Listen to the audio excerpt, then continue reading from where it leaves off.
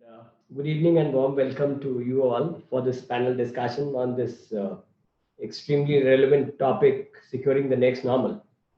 And being the last panel of the day, I know it'll be a little tricky to keep the audience interested, but we surely will commit that the next 30-40 minutes will be extremely rewarding and extremely interesting. That's what our promise is to you. So stay glued to the screens and we'll start. So before we start, no, I think on behalf of all the fellow panelists, sincere thanks to executive team for having us here today. And thanks to the audience for joining us on this video conference interaction. So as mentioned, no, the topic is securing the next normal. So, and it's very contextual. I'll just like to relate that the degree of volatility which we see today in India and also in the global markets, at least in the last 1 year, has been unforeseen, and it has actually presented formidable risks and, of course, multiple opportunities as well to many organizations. So, on one hand, you have these nation-state threat actors, countries, so to say, and then who are targeting these government agencies or even public and private organizations so that they can gain access to valuable data or some intelligence, or maybe to disseminate some wrong information or misinformation as we speak, or also to maybe bring down some of these utilities as we know of. And I just want to correlate that. No, I don't know how many of you would have followed, but yesterday it was there in the newspapers that Malaysian Airlines has confirmed that they have suffered a data security incident through a third-party IT service provider, and it was all there in the news. They have confirmed that.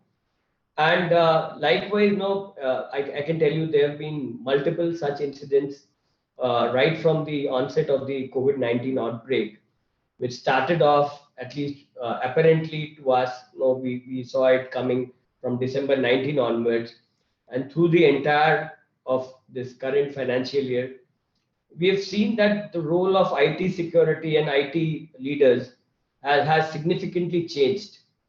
And through this panel, no, to today's discussion, what we would do is learn from industry experts who are part of the panel and on how they have addressed these linked challenges and managed to run their show. So let's get started with the most promising part of the day, I would say, and with your undivided attention for the next 30-40 minutes. And so I would start with maybe Subhajit on this with the question that you know, if what I would highlight is that traditionally we would have seen that IT and IT the infosec leaders are all tasked with protecting physical assets and digital assets, which and then maybe reducing risk by putting some preventive safeguards within the enterprise. But as we all know, cloud usage within the enterprises has increased significantly, and even for the core applications, and which means that the dependency on the cloud applications is increasing. So there are these new challenges which organizations have to solve now going forward. So my request is, or rather my question to Subhajit is, what are the challenges that you think are need to be addressed, and how are you handling this aspect? Yeah. Yeah. Good evening to everybody. And Yeah. Hi, Subhajit. Yeah. yeah, thank you, Atul, and welcome all the other my co-panel members. So if I understand your question properly, Atul, so you were asking the various challenges we are facing today, maybe in the today's context, especially in the general context, also in the context of the current pandemic situation. So there are two challenges you are talking about, two scenarios you are trying to illustrate. One is that cloud adoption of various companies, and at the same time, the security challenges. So these are two different areas, but there are a lot of commonalities overlapping also are there. So I can start with the initial challenges, which maybe we talk about if we go back maybe 1 year down the line back. So most of the us have started this. Uh, 1 minute. So all of us has faced that situation. We were most of us were not very prepared to face this kind of black swan event, which we faced maybe almost a year back, just towards the March of last year. So luckily, based on various people's companies' readiness, people were able to cope up. Many companies, I think, if I can talk about our company, uh, we had invested a lot in terms of two areas. One is the digital technology to meet the customer expectations last maybe 5 or 6 years. So we are generally distributor driven and there are a lot of customers today. So we invested a lot of money and in terms of technology, people on the digital front. So that's why we could manage most of our business could continue on digital channels. And at the same time, we invested a lot of technology and focus on our DRBCP business continuity planning. So that helped us to overcome this initial challenge of work from home scenario in terms of from May to initial few months. So that I think we helped our investment and planning in the last few years. So, but going forward, these challenges will remain that how you can seamlessly enable all the users to work from home and office together. So here, the most of the challenges, apart from enabling the users, one of the, as you talked about, information security and cyber threat. So that has really increased over the last 1 year or so. So we had to also step up various processes in terms of technology, processes, and the kind of monitoring process. So there really we have seen last 1 year, a lot of things we have done maybe, which we are not able to do in last few years. So the pace of in that rapid change has happened because of the situation. So we have deployed a lot of technologies in last 1 year in terms of security, starting from endpoint. So now today we are an endpoint, we are having EDR, we have DLP, we have SCCM for the inventory. Also, we have implemented now network access control. Okay, so various, and also we have now implemented mobile device management also. Okay, and now we are gone to the two-factor authentication for most of our applications and devices. And so these are, it has really fast tracked due to the situation. At the same time, we are last maybe 2 years, we started our cloud journey. So we have gone in a more strategic way, how to have a strategic plan, roadmap on the cloud. But at the same time, we are going cautiously on cloud, but at the same time, we are looking at the various security framework architecture and how we can go with cloud with all the security architecture and framework in place. So these we are going, yeah, is a trade-off between business and the security and the IT. So all three components I need to balance properly because we have to take the journey, but at the same time, we have to meet all the challenges of business expectation, at the same time, security threats. So we are going in various directions. I can come back to specific answers later on. Yeah, I think that's a great point, Subhajit ji, which you have mentioned. I think, and what I could also understand is, given that in the last 4-5 years, you've been spending on driving digital adoption across the enterprise, that actually helped you tide the wave, which many traditional enterprises had actually they faced much challenges to do their basic transactions even during the peak of the pandemic. So I think that those quite pertinent, I would say. I would now move on to Avadut, to understand that given that you represent a pharma setup, how did this COVID-19 pandemic impact the IT landscape of your setup? And How has the security posture generally changed during this period? Thanks, Atul, and thanks, Subhajit, also for setting our stage. I think one of the major challenge of pharma has it, pharma is slightly slower to going on a cloud, which means the core application, especially for Wockhardt, it is a research-based organization, more and more remains in the four wall, and whatever the customers go, we definitely go with the cloud. So that has been a typical structure of but when the COVID came in, did the landscape change? Yes, because one of the area which uh, we had set up is a virtual desktop approach.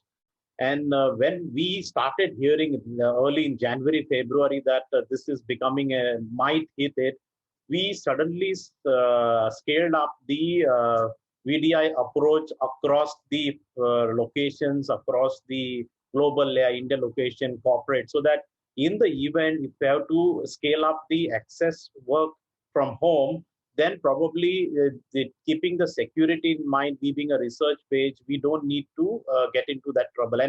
And somehow the prediction and the actual went in the same line. So in come March, we were off the office, and we had in pharmaceutical, we had typically three kind of for a manufacturing: A, corporate people who can always work from home; B, field force, they are always on the outside office, whether from the day one they work from kind of anywhere, and the third is people we had it in the operations where we had no liberty then to continue the operation. So we were forced to treat these three data set differently from the security perspective, from the access perspective, and overall the vendors or the part service providers who would come in for equipment servicing or kind of PLC SCADAs and also how do we.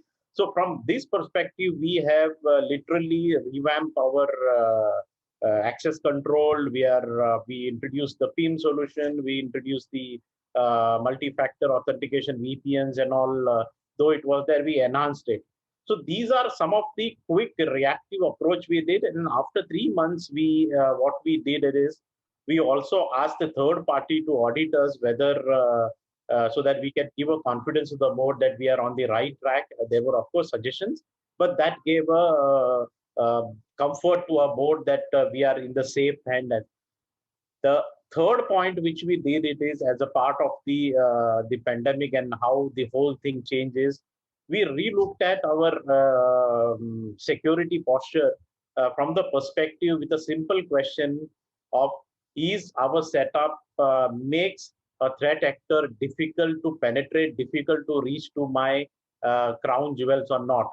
And if that is so, then at least that first comfort is gone. So that was a design premises, a thought premises on which we started making a layered approach, much more stringent before a threat actor goes to our crown jewels. Some of our cloud solutions, some of our, we had a hybrid setup kind of thing. We tried looking into around this and ensured that when the threat actors comes into the picture, he needs to cross so many layers. It's like a Chakravyuh approach where the technology in each layer is going to be different.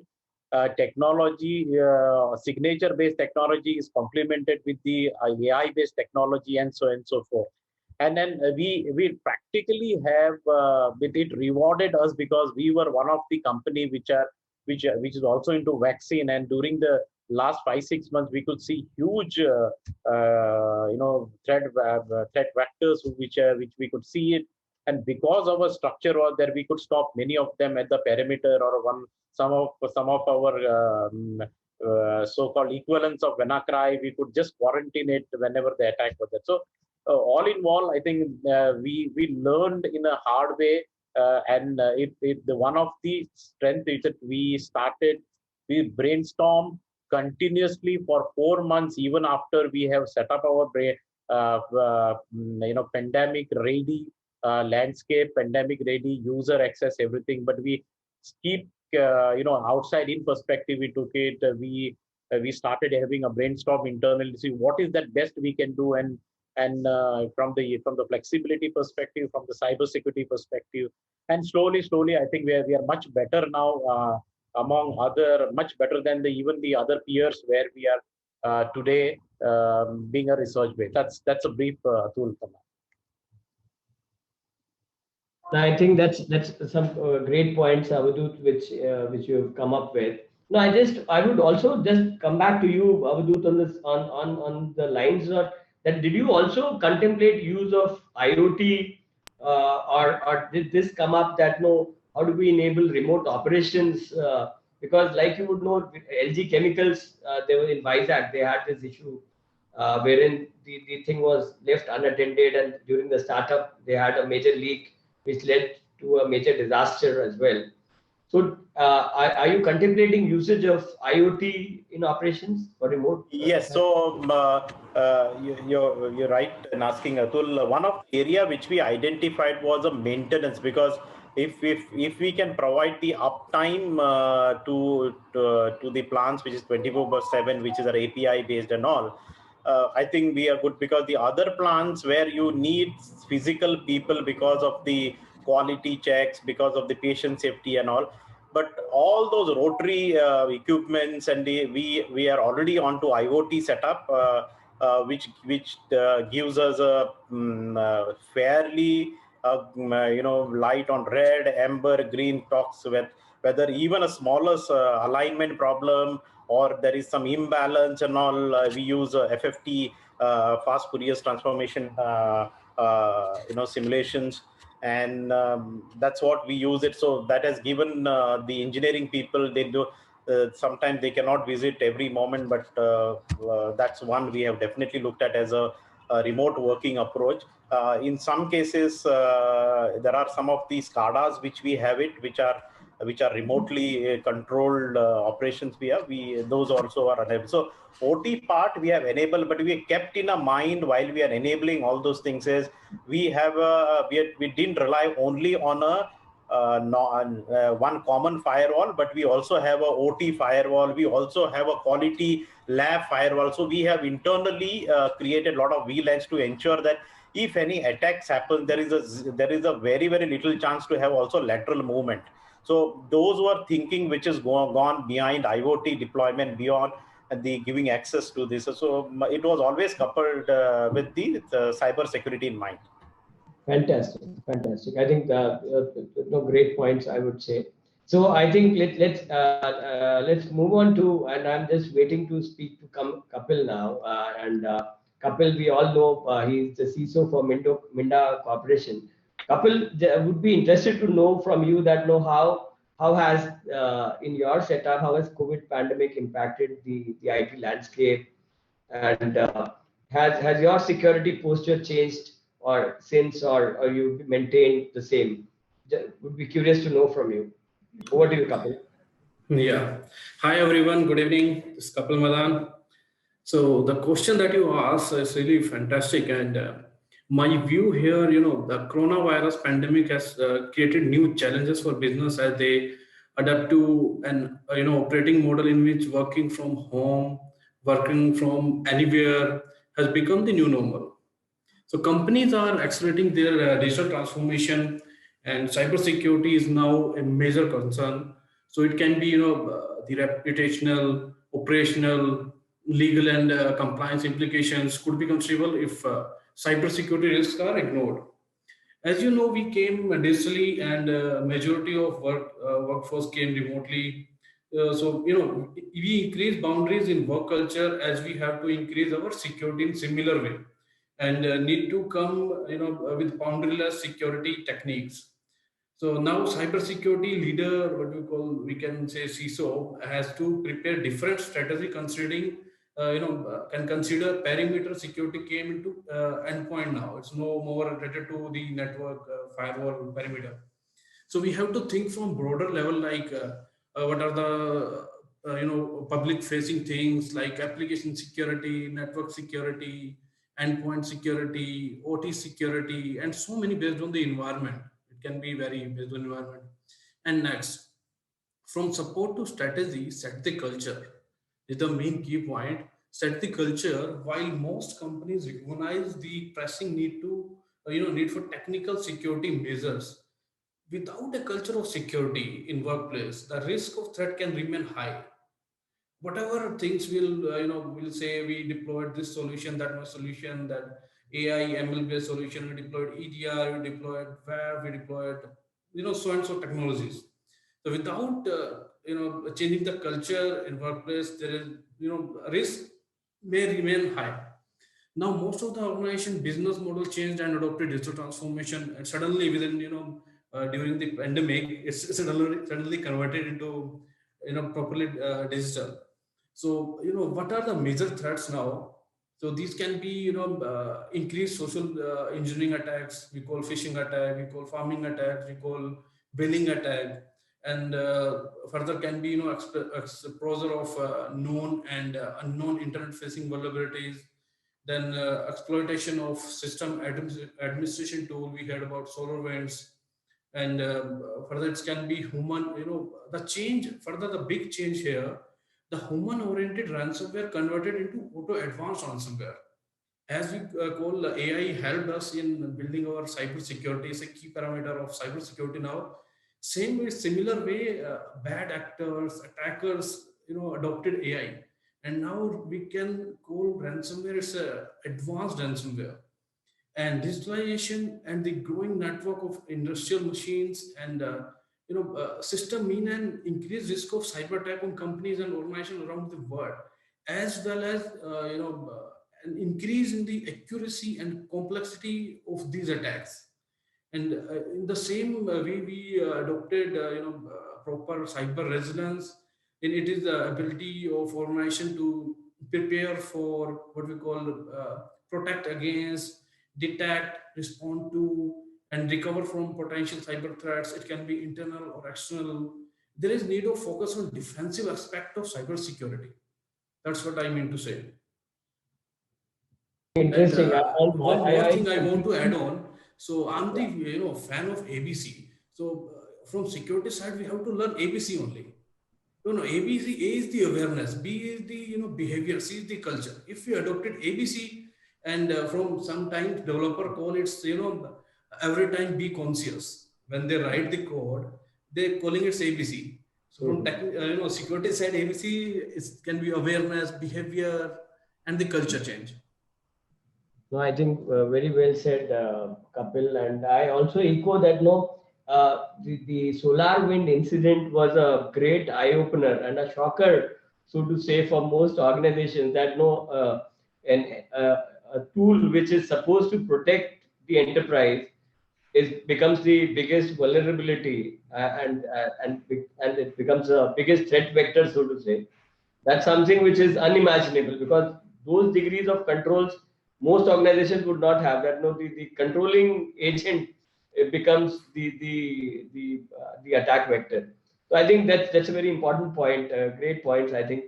And I would now request our dear friend Varinder from Trident to share his views around how he's managed to cope up with the pandemic situation, and how has his organization managed to address the cybersecurity issues within the enterprise. Over to you, Varinder. You're on mute, it seems.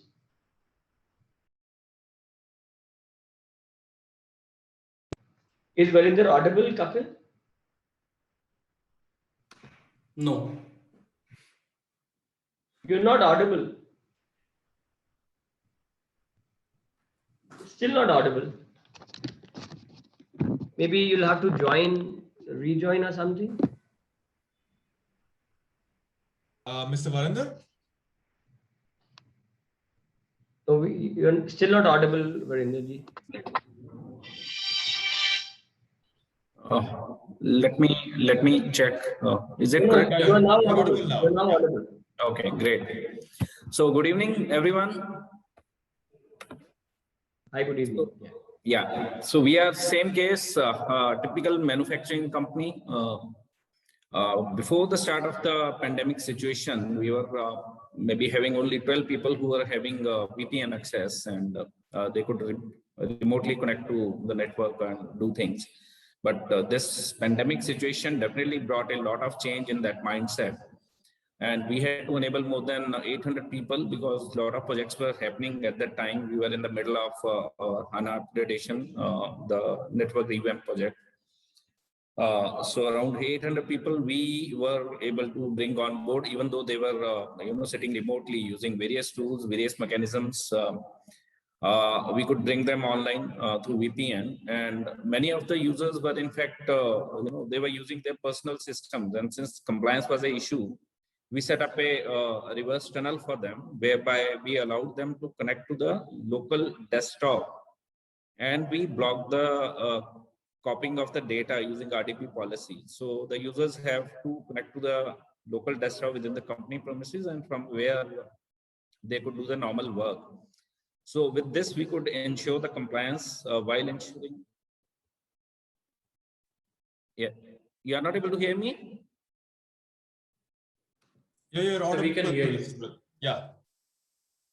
So the second thing that we were required to enable was a collaboration of the people, because a lot of times the people get demotivated. So the management's focus was to ensure that they can communicate and they can provide surety to the teams that we are still with them and nobody is getting laid off. So we enabled the collaboration tools that became our second priority. So entire company was on the collaboration tool. We used WebEx extensively to conduct almost weekly meetings. It was headed by our chairman, Mr. Rajendra Gupta. So he assured everyone that situation is going to be tough, but we are standing by you, and that's the way we all were motivated by our management. Thirdly, considering that the pandemic situation has also opened opportunities for the cyber threat vectors, as stated by Mr. Madan and Mr. Parab. We set up a lot of policies around the desktops to ensure that any attack is getting notified. We subscribe to the global threat intelligence, as well as we set up rules around the VPN policies in the firewall to ensure that all the connections are secure, and any impact which happens by any of the risks is notified to us immediately. So we could survive through this pandemic. However, this also opened us opportunities to see that what other things are required for enhancing the connectivity of the people who are working from home.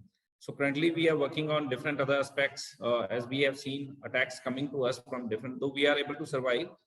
But yes, now the focus is to see that once the perimeter is crossed by any threat vector, we should be able to detect that threat vector within the network. So deception technologies are being looked into so that we can say, okay, if the perimeter is, breached somehow, we should be able to block the person or get hold of that person once that threat vector is within the network. So our focus from, I would say, ensuring that defense is the best mechanism is now also, it's not only preventive defensive, it's also ensuring that monitoring is continuously ramped up, and we are able to isolate the system, we are able to detect that person. So all those technologies are now being considered and being implemented. So that's great, Virender. I think those are very practical points and thought and inputs which you have shared. And it was while you were doing this S4HANA implementation, of course, so you had to make sure that you enable individuals so that communications could happen, testings, validations, and the upgrade cycle had to be maintained. Yeah. I think that's important. I think that brings us to another interesting question, and which will be of great interest to other participants also. Is we are seeing a significant change in the role of the IT leader, particularly it could be the CIO, the office of the CIO, or the CISO, wherein what is expected is that you have to first understand the business, and then you get into being an IT or an info security practitioner. And moreover, what we have seen during the pandemic was that the focus was to make sure that the business objectives were met through practical and, of course, with effective security controls in place. Having said that, what we have also seen, like Kapil also mentioned, that no, we have these hackers who are becoming more and more skillful. They are getting better funded every passing day, and thereby they are able to create those greater and impactful threats. So it's hence important and critical for the IT and IT security leaders to be updated and actually be upskilled to be able to fight these looming threats. So my question to Avadut is that how are you manage this crucial continual learning and the skill building issue, which is like an ongoing thing? No, Avadut, over to you. Yeah, I think that's a pain which you rightly identified, skill building and all. Now, one of the area which while we were going through this, one is a bandwidth, one is a skill, one other side you have the people leaving you, and so on and so forth. So what we said it, is there a way we can re-look at it is wherever possible, wherever reviews happen, wherever checking happens, can we move from a skill which is required, let's say for example data center monitoring, or wherever you're talking about cyber security, is there a way I can use a machine learning or AI technology to use review by exception? Can I move from there so that my skill set required is very niche, very limited to the extent and I can either borrow or loan it from outside or have it? So this is a one thought which we started contemplating within last 1.5 years, and we have started penetrating in each function, not only ours, not only IT, but all other, be it through an RPA, be it through an especially in the networks, in the areas of cyber security. Lot of things we are looking into as a automated process or review by exception. As simple, even suppose we find IP address, something which is doubtful, immediately our engine itself writes the rule to block it and all kind of. So a lot of these things, that's a one area which we send it. Second part is which is unavoidable. You need to, at some stage, you need to build continuously, upgrade the skill. Now, there are various approaches we have said. We have started something called infographics approach, where we said it on a frequency of some 15 days of different topic, whether it's cyber security, on kind of SAP, or kind of pharmaceutical related. We technologies, digital technology, we start pushing some of the content, and that's a one which we started. And other one is we also said web series, which is internally, which we said it can, because if people need to come up, we encourage, and we have a KRA also, and individuals should attend minimum yearly 15 to 20 external forums, which are widely available on the webinars and like these forums. They need to attend, whether it is a product demo, and that's something which is given. Earlier we were talking about in a month 2 to 3, but it was too much. But I said at least they should have 15 to 20 webinars. So this is another, of course, training and all other rituals which we are definitely conducting, and this is how we start. We are bridging the gap. Is it going to be easy? It's sustainable? I don't think, but it is working. It is working, and there's no one rule about it. And of course, we are hiring the resources on a need base, may not be a continuous basis. So it's a mixed bag kind of things, mixed approach.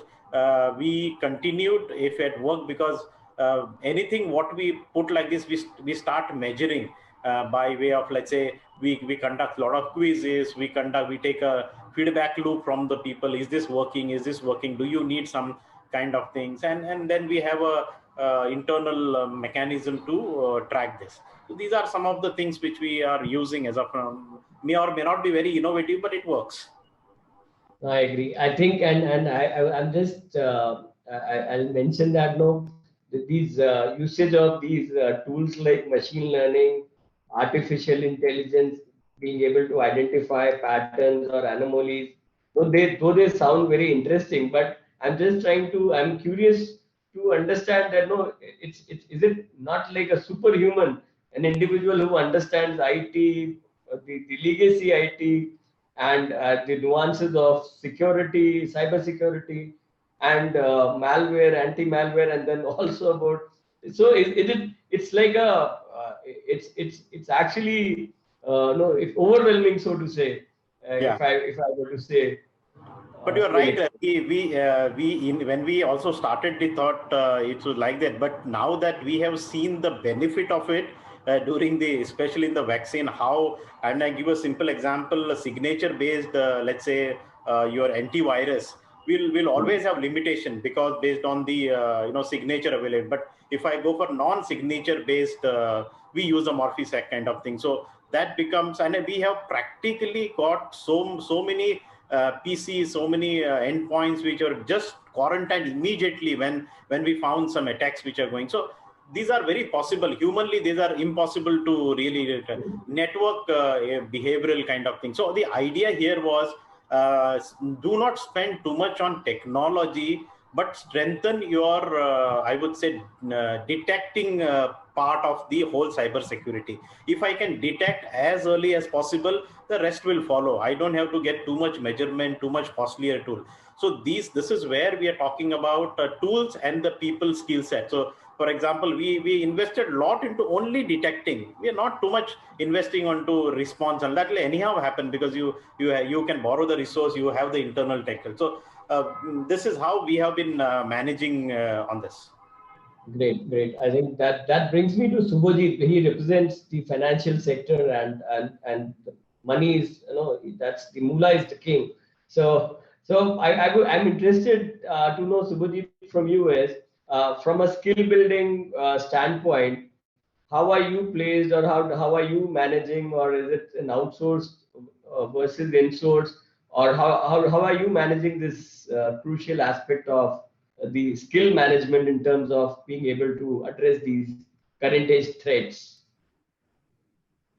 Yeah, you are asking a very valid question on the skill side. So, because now the skills are, it's varied skills we have to look at. One of the skills you are right, currently you're talking about on the InfoSec side, if I am assuming it correctly. So that is obviously, so I need to look at not only InfoSec, we need to look at the other IT related skills. So as a whole, this skill set is not a, there is not a straightforward answer to this, right?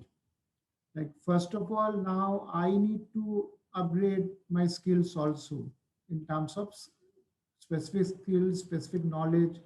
And so, and then I need to percolate that down to the team. So this is a now continuous process. Like today, what I'm seeing last 1 year or so, especially after the lockdown and remote working, I started having a meeting with the IT team on almost a regular basis, which were not there in office. So almost on a daily basis. So there, one of the common talking points which I love to discuss is how people are really upgrading the skills. So we have taken various approach. One is a very specific training for individuals based on their current job profile and the next 1 year, what is they are going to do.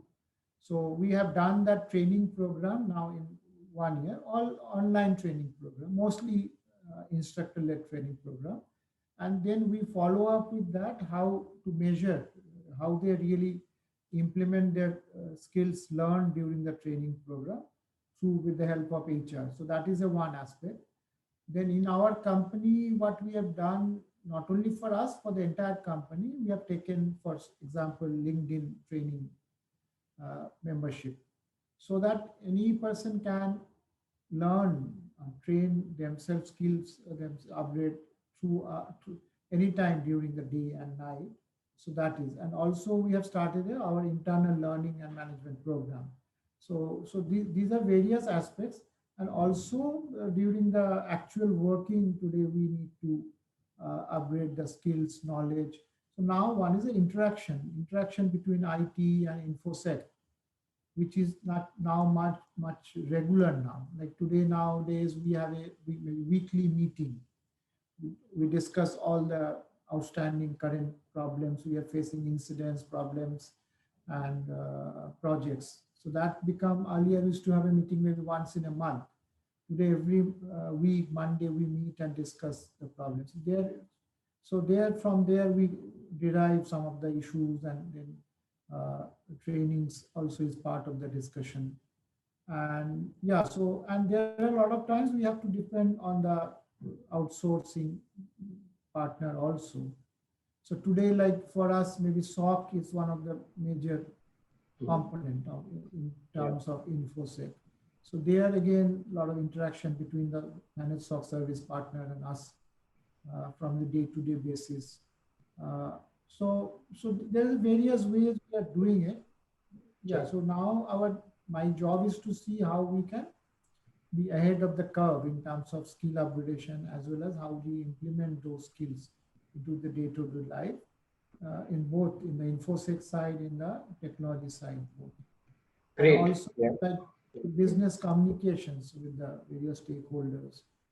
And most of the time we are now doing a lot of, I think, mailers in terms of either information, knowledge, or that kind of either from the IT side or InfoSec side. So it's an awareness campaign. I think most of the companies today are doing very regularly. And also we are trying to have a simulation of phishing attacks to see the real kind of people, how much people have become really aware, and we really, so that those various things are done today. I think this 1 year, every company has stepped up those efforts, skill upgradation, awareness upgradation, everything. So this has given much more focus today. So if you look at today, most of the companies, especially our company, in the discussion in the boardroom, in the IT committee, I think majority time we discuss on the InfoSec and cyber security. So because that everybody's focus is there. So this focus, governance, monitoring has improved our overall posture. I think that's a very I would say a holistic approach which you have taken, Subhojit ji, and good insights, I must say, for the audience, for them to understand how leveraging an outsourced model and also making sure that not just the InfoSec team or the IT team reskills themselves, but also making sure that the user at large, the system users at large also get oriented on these aspects, and it gets validated on an ongoing basis through these simulation of these phishing attacks, so to say. I think that's a great point which you have shared, which brings me to Varinder. Varinder, briefly, maybe you can just share, maybe much of the points have been discussed by Subhojit ji already and Abhadul, but maybe a few more pointers which you think which you are doing to make sure your team and your users are updated and are they know what kind of attacks they may face and how what is their plan to make sure that they are able to cope up with it. Right, sir. So we have adopted a three-pronged approach. The first one is like any incident which happens and gets detected, we conduct huddle meetings. So we brief, okay, this is the attack. These are the logs which are showing that the attack has happened, and this is the person impacted. This is the impact, and how to remediate these kind of incidents in the future. So that is the first approach. Second is on a proactive basis, we go through the advisories which are released by the companies, any technology vendors, and we proactively teach all these guys, whether they are from IT or InfoSec, that these are the advisories which have been released. Let's say, for example, some IPs which have been published for any particular ransomware attack. So those IPs are proactively distributed to all the concerned people so that they are aware, okay, if this IP is getting detected across whether my antivirus, whether my firewall, or whether my proxy, this needs to be blocked. And if somebody has already, hit that IP, immediately isolate that machine and go through it. And what is the SOP for going through that particular machine? And third is any attacks which have happened in the wild. So whether like the SolarWinds attack. So we are not using SolarWinds, but what are the learnings from it?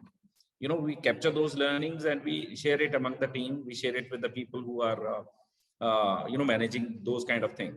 So these are the three ways with which we ensure that the team is getting updated with any kind of attacks. And then finally, obviously, as the other people on the panel have discussed, some certifications are recommended, some books are referred to, and all those are secondary stuff. So active attacks, whichever are happening across any of the layers, they are shared with the team, shared with the IT and the people who are monitoring those kind of devices. Fantastic, fantastic. I think that's quite relevant, and that's a very different point. I think it's a great input, I would say, Varinder. And that brings me to Kapil. Kapil, question to you on this one is, no, one is the skill sets of the IT professional, okay, or the InfoSec professional. So one may be very good in understanding the technology and maybe also is proficient on these new age AI and ML implementations as well, in terms of how it can capture the threat factors through pattern recognition and so on and so forth. But then being articulate enough to be able to explain it to the top leadership that this is what requires management intervention or a capex or some spend, that is another skill. It's like, you should be able to articulate.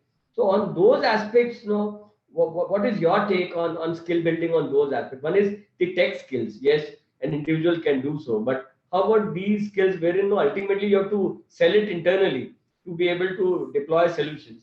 So would be happy to hear from you, Kapil, your thoughts. Yeah.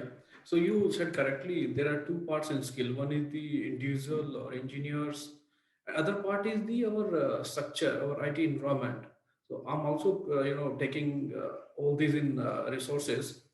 So before that, I want to cover some technical aspect, and then after I will go to the how we can sell internally.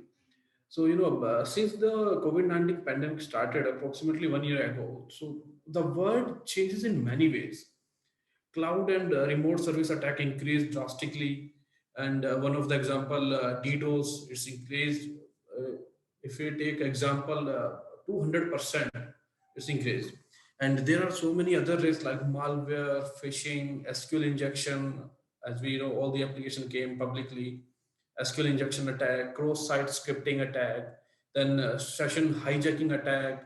And if you heard about the recent example in US city, some poison level in water changed. We call it command and control attack, man in middle attack, then credential reuse, credential dumping. These are the attacks is drastically increased. So and one thing that told about cloud computing attack, that is also increased. Phishing, social engineering, I already told. So remote worker are typically the first to face security threats. They are often the source of network security incident that can wave quickly through the rest of the organization. One gentleman told that they placed firewall between all these VLANs. They put segregation. So this is another good example. We can enhance our security. So there are two major requirements now. One is the skilled resources. The second is advanced tools and techniques based on AI and ML. ML is the brain of AI. While detecting threats in cybersecurity, traditional technique use signature-based and can detect up to 90% of threats. This is my personal view. Signature-based tools can detect 90% of threats. Using AI in combination with traditional method can increase the detection rate to 99%. 1% gap is already there, but 99 we can achieve. So this is my base everywhere. Whenever I'm going for budget or other things, I'm telling these things. So this is the difference. 10% risk, and then further only 1% risk. And AI I think I'm sorry, Kapil, but I'm getting a prompt from Pooja that we'll have to curtail. It'll take only 1 minute. No, not only 1 minute. Go on. Yeah. So AI changing the game of cybersecurity. Do you know what cyber resilience is? It is the ability of organization to prepare for, protect against that. Already I told it can be it can protect us from internal, external attacks. So there is a need of focus on defensive aspect of cyber, security against AI, using AI. I mean. Yeah, I think that's great. I think thanks, Kapil, and that brings to the close of the discussion. And I think I learned much. This Chakravyuh technology and using Chakravyuh to actually entrap the individuals who are trying to steal in or hacking your networks, or this ABC tech terminologies. These were all interesting terms. But I just, before I'll take 30 seconds before I conclude, is that no, we also have to be cognizant of the fact that no, beyond these new age technologies which we have seen till so far, there is another technology which is coming right on us. We are seeing this widespread deployment of 5G, and we all know that no, with 5G we will be able to get a throughput of more than 20 gigabits per second, and it has, we'll see in immense opportunities, but with immense opportunities, with the attack surface will also increase. So I think we'll have to work around those areas as well. And I think we'll have further interactions as we go forward. And to conclude, I think let me just share that no, this COVID situation has taught us to reshape and actually reframe the way we work. We've been able to rewire the processes which we used to follow historically to ensure business continuity. And of course, going forward, the focus would be on foreseeing risk, setting a mitigation plan, and being resilient enough to be able to tune to new situations as we continue to evolve. And I thank Exito team for giving us this opportunity, and thanking each of the fellow panel members for their exciting and very relevant inputs. Thank you so much. Yeah.